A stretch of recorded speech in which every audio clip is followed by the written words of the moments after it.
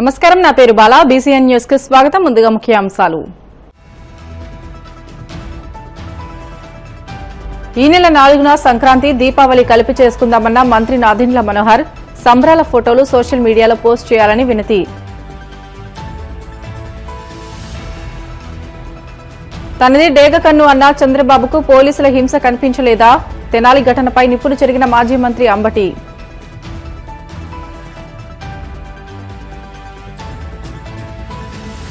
వాడపల్లి వెంకన్న ఆలయంలో ప్రత్యేక పూజలు, మంగళ వాయిద్యాల నడుమ శ్రీ స్వామి అమ్మవార్లకు మేల్కొల్పు సేవ, ఐశ్వర్య లక్ష్మి హోమం.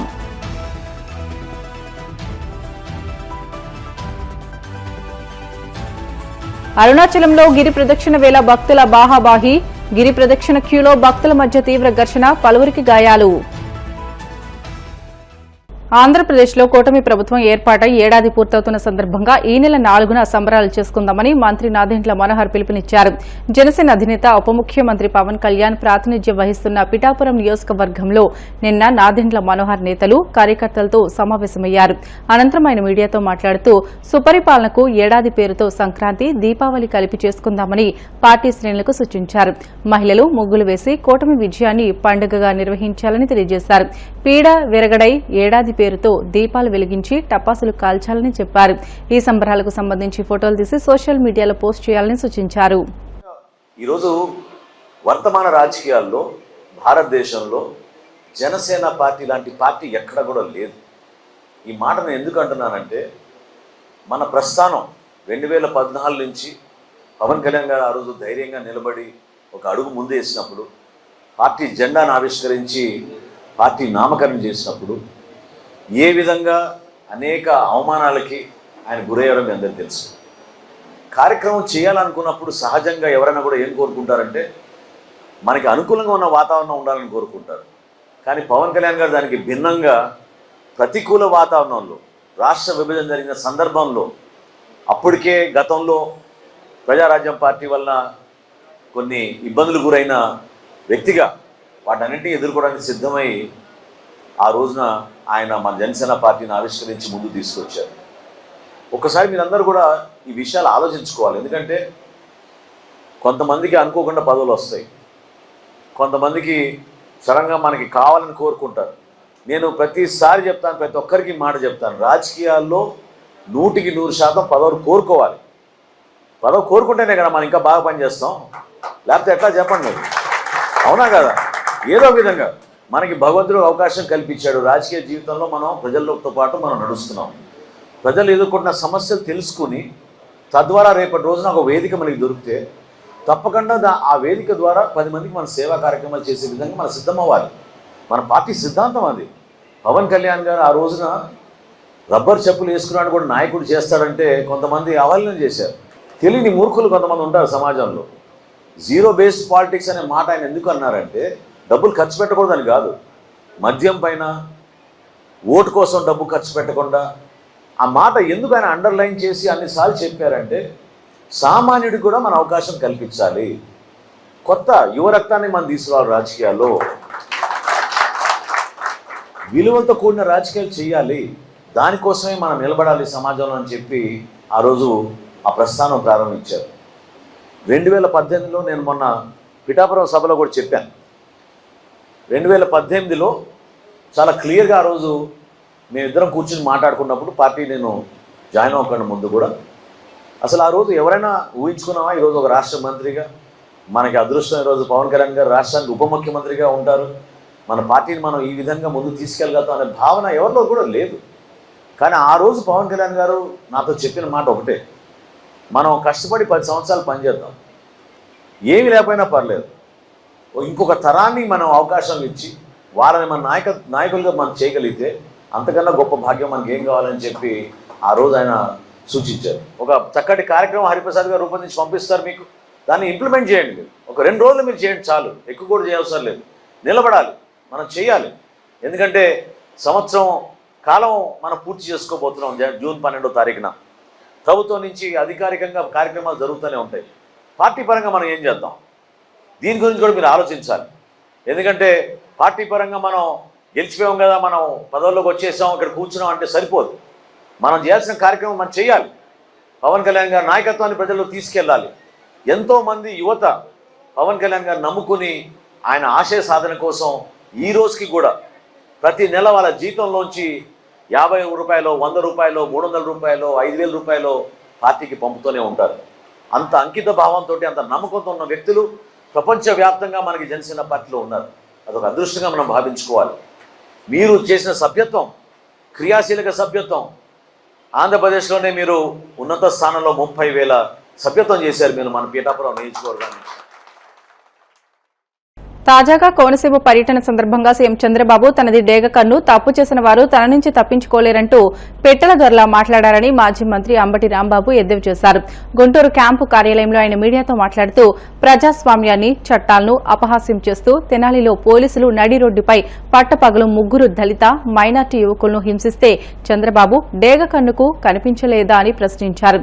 వారిపై చర్య తీసుకుంటే ఆయన చట్టవిరుద్దంగా అధికారాన్ని దుర్వినియోగం చేస్తూ వైసీపీ శ్రేణులపై పెట్టిస్తున్న తప్పుడు కేసులు, వేధింపులను పోలీసులు ప్రశ్నిస్తారనే భయంతోనే చంద్రబాబు నోరు మెదపడం లేదని ధ్వజమెత్తారు. అమలాపురం ప్రాంతానికి వెళ్లారు. అక్కడ చెయ్యూరులో అనే గ్రామంలో ప్రజావేదికలో పాల్గొని పెన్షన్ల కార్యక్రమాన్ని నిర్వహించారు. దానికి పెద్ద ఎత్తున ప్రచారం తీసుకురావాలనే ప్రయత్నం చేస్తున్నారు. ఈ పెన్షన్లు తప్ప ఏ కార్యక్రమాన్ని కూడా చంద్రబాబు నాయుడు గారు ఇచ్చిన హామీలను నెరవేర్చాలి. ఇది అందరికీ తెలిసినటువంటి సత్యం. ఈ నెల 12తో పాలన ఏడాది పూర్తవుతుందని ఆయనే చెప్పాడు. గేరు మారుస్తాడంట. ఏం గేరు మారుస్తాడో నాకు అర్థం కాల. ఆయన అక్కడ మాట్లాడినటువంటి మాటలు చూస్తే నాకు చాలా ఆశ్చర్యం వేసింది. చంద్రబాబు నాయుడు గారు పచ్చి అబద్ధాలను అవలీలగా చెప్తాడనేది అందరికీ తెలిసినటువంటి సత్యం. ఎంత అబద్ధాలని అవలీలగా చెప్తాడంటే లైవ్ డిటెక్టర్ పెడతారు, నిజాలు చెప్తారా అబద్ధాలు చెప్తారా అని. చంద్రబాబు నాయుడు గారికి లైవ్ డిటెక్టివ్ పెట్టినా కూడా ఆయన అబద్ధాలు చెబుతున్నాడని అర్థం కానంత పరిఫిదైపోయి అబద్ధాలు చెప్తా ఉన్నాడు చంద్రబాబు నాయుడు గారు. అవినీతి లేని వ్యవస్థకు శ్రీకారం చుడతాం, అధికారులు పేదల కోసం పని చేయాల్సిందే, లంచాలు తీసుకుంటే చూస్తూ ఊరుకోను, నాది డేగ కన్ను, ఎవరు తప్పించుకోలేరు, ఎవరైనా తప్పు చేస్తే చండ శాసనం అవుతాను నేను, అవినీతి లేని ఒక సమాజాన్ని తీసుకొస్తా అంట. అసలు అవినీతి కలిగిన సమాజానికి అంకురార్పణ చేసిందే నారా చంద్రబాబు నాయుడు గారు. ఎక్కడ చూసినా అవినీతే. ఈ సంవత్సర కాలంలో అవినీతి అవినీతి అవినీతి భయంకరమైనటువంటి అవినీతి వాళ్ళ జరుగుతూ ఉంది. దానికి చంద్రబాబు నాయుడు గారి కుమారుడే డబ్బులు వసూలు చేసే కార్యక్రమం చేస్తున్నాడు. సిఐ పోస్టింగుల దగ్గర నుంచి డిఎస్పీ పోస్టింగుల వరకు అన్నీ కూడా సూట్ కేసుల్లో సర్దుకునేటటువంటి కార్యక్రమం చేస్తున్నది నారా చంద్రబాబు నాయుడు గారి కుటుంబంలో ఉన్న ప్రధానమైనటువంటి వ్యక్తి నారా లోకేష్ గారు. అవినీతి లేని సమాజాన్ని చూపిస్తాడట. ఏంటో నాకు అర్థం కాదు. శ్రీకారం చుడతాడంట. రెండో అంశం ఏంటంటే ఆయన డేక్కన్నంట. బెల్ట్ షాపులు పెడితే బెల్ట్ తీస్తా అన్నాడు. ఎక్కడున్నాయా బెల్ట్ షాపులు? అసలు ఉన్నాయా రాష్ట్రంలో? అన్ని చోట్ల బెల్ట్ షాపులే కదండి. ఎక్కడ పడితే అక్కడ గుట్టలు గుట్టలుగా బెల్ట్ షాపులు ఉన్నాయి. మరి బెల్ట్ తీయలేనా ఇంతవరకు? బెల్ట్ షాపులు మాత్రం విచ్చలవిడిగా జరుగుతూ ఉన్నాయి. ఏమి తెలియనట్టు కూడా ఒక మాట మాట్లాడతాడు, ఘీంకరిస్తాడు, మళ్ళీ వెళ్ళిపోతాడు. ఇవాళ కూడా అదే ఘీంకరింపు. బడులు తెరవంగానే అమ్మకు 100 డబ్బులు ఇస్తాడు, బడులు తెరంగానే ఇస్తాడంట. ఈయన ముఖ్యమంత్రి అయిన తర్వాత బడి వాళ్ళే తెరుస్తున్నారేమో.